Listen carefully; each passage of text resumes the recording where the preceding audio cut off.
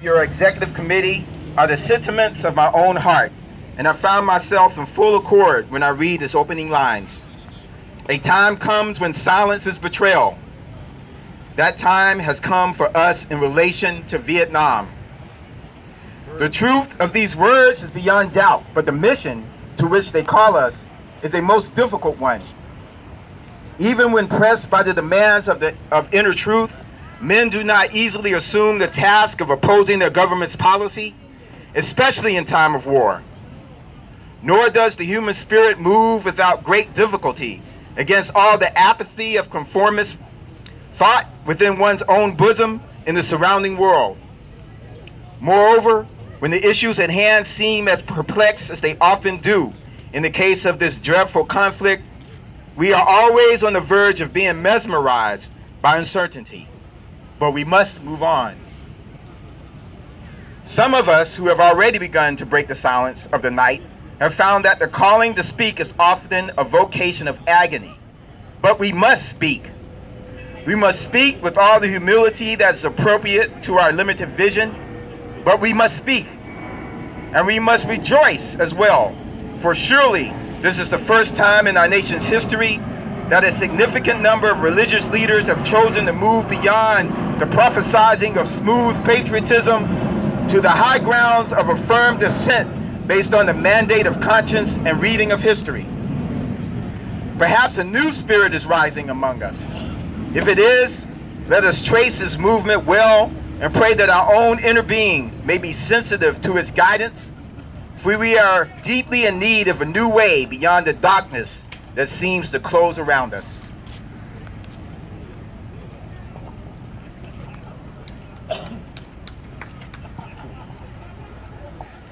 Over the past 2 years, as I have moved to break the betrayal of my own silences and to speak from the burnings of my own heart, as I have called for radical departures from the destruction of Vietnam, many persons have questioned me about the wisdom of my path.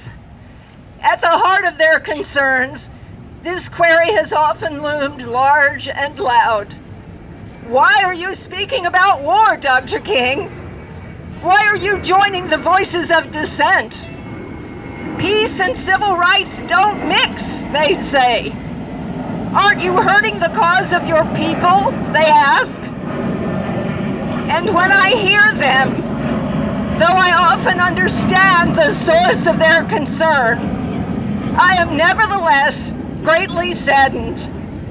For such questions mean that the inquirers have not really known me, my commitment, or my calling. Indeed, their questions suggest that they do not know the world in which they live. In the light of such tragic misunderstandings, I deem it of signal importance to try to state clearly, and I trust concisely, why I believe that the path from Dexter Avenue Baptist Church, the church in Montgomery, Alabama, where I began my pastorate, leads clearly to this sanctuary tonight. I come to this platform tonight to make a passionate plea to my beloved nation.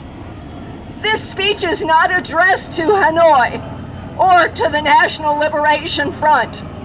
It is not addressed to China or to Russia, nor is it an attempt to overlook the ambiguity of the total situation and the need for a collective solution to the tragedy of Vietnam.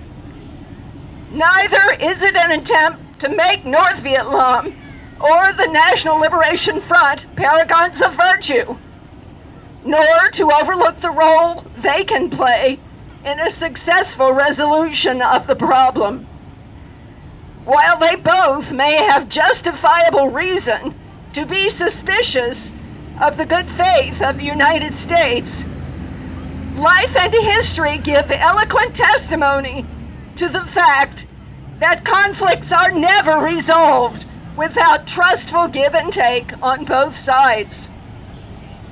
Tonight, however, I wish not to speak with Hanoi and the NLF, but rather to my fellow U.S. citizens who, with me, bear the greatest responsibility in ending a conflict that has exacted a heavy price on both continents.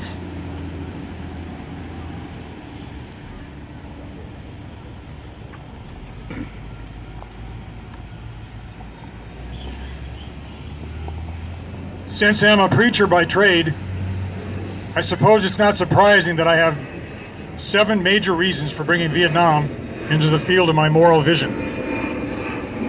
There is at the outset a very obvious and most facile connection between the war in Vietnam and the struggle I and others have been waging in America. A few years ago, there was a shining moment in that struggle. It seemed as if there was a real promise of hope for the poor, both black and white, through the poverty program. There were experiments, hopes, new beginnings. Then came the buildup in Vietnam, and I watched this program broken and eviscerated, as if it were some idle political plaything of a society gone mad on war.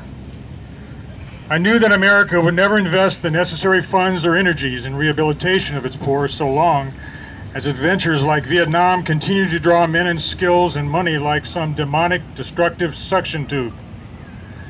So I was increasingly compelled to see the war as an enemy of the poor and to attack it as such. Perhaps the more tragic recognition of reality took place when it became clear to me that the war was doing far more than devastating the hopes of the poor at home. It was sending their sons and their brothers and their husbands to fight and die in extraordinarily high proportions relative to the rest of the population. We were taking the black young men who had been crippled by our society and sending them 8,000 miles away to guarantee liberties in Southeast Asia, which they had not found in Southwest Georgia and East Harlem. So we have been repeatedly faced with the cruel irony of watching Negro and white boys on TV screens as they kill and die together for a nation that has been unable to seat them together in the same schools.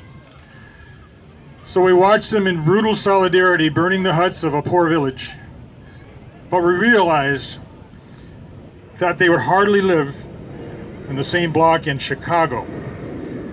I could not be silent in the face of such cruel manipulation of the poor.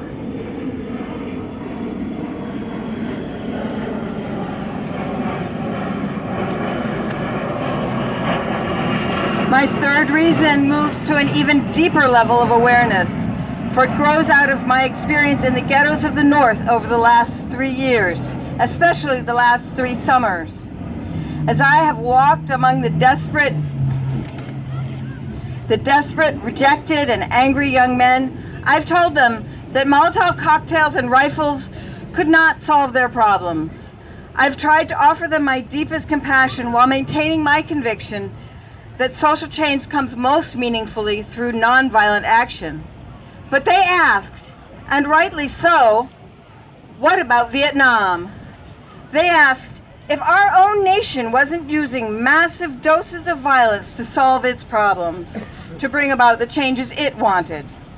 Their questions hit home, and I knew that I could never again raise my voice against the violence of the oppressed in the ghettos without having first spoken clearly to the greatest purveyor of violence in the world today, my own government.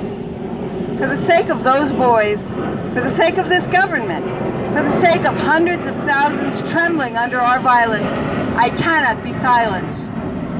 For those who ask the question, aren't you a civil rights leader, and thereby mean to exclude me from the movement for peace, I have this further answer. In 1957, when a group of us formed the Southern Christian Leadership Conference, we chose as our motto, to save the soul of America. We were convinced that we could not limit our vision to certain rights for black people, but instead affirmed the conviction that America would never be free or saved from itself unless the descendants of its slaves were loosed completely from the shackles they still wear.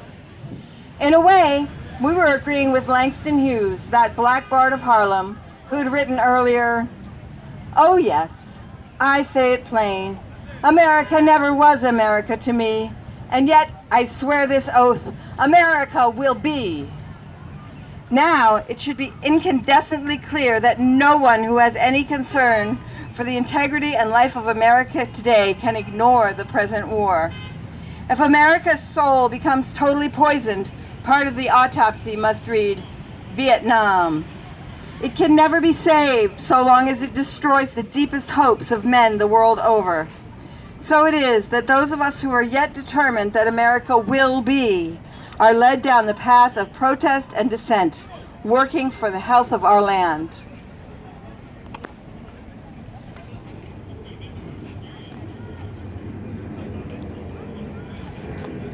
As if the weight of such a commitment to the life and health of America were not enough, another burden of responsibility was placed upon me in 1964.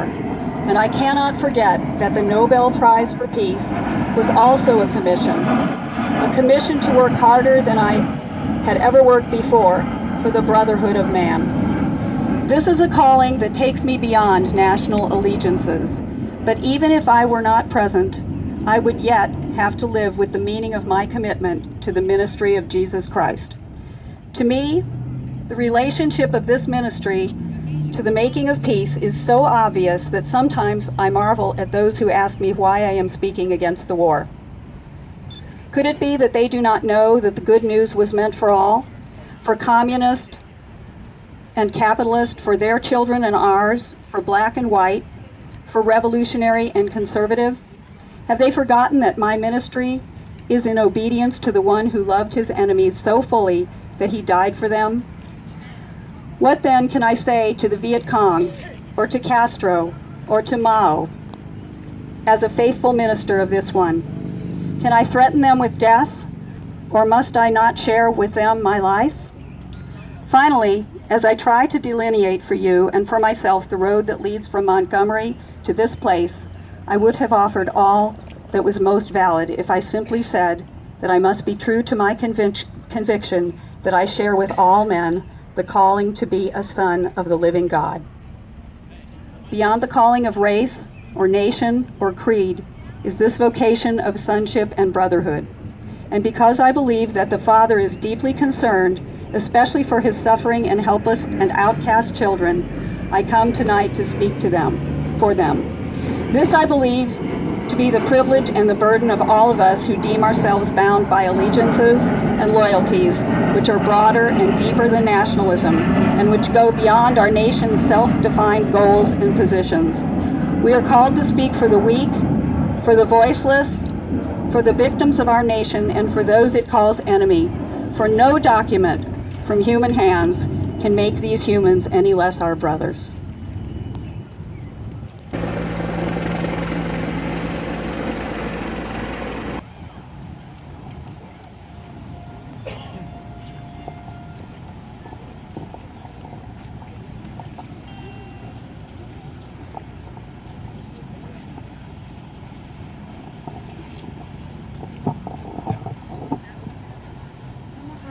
Please join with us in singing